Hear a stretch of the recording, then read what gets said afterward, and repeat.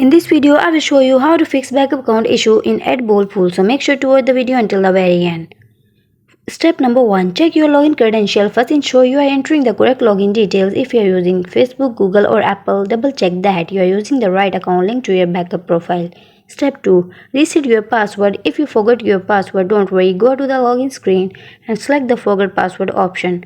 Follow the instruction to reset it via your email or phone number. Step 3.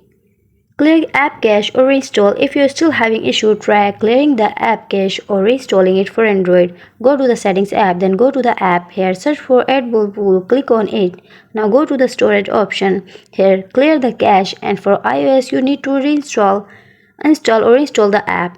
Step number 4. Check the internet connection. A poor internet connection can cause issue with logging into your backup account. Make sure you have a stable Wi-Fi or data connection. Last step is contact support. If you are still unable to access your backup account, contact SEARCHABLE customer support. Provide your account details and an error message you have received. That's it, you are done.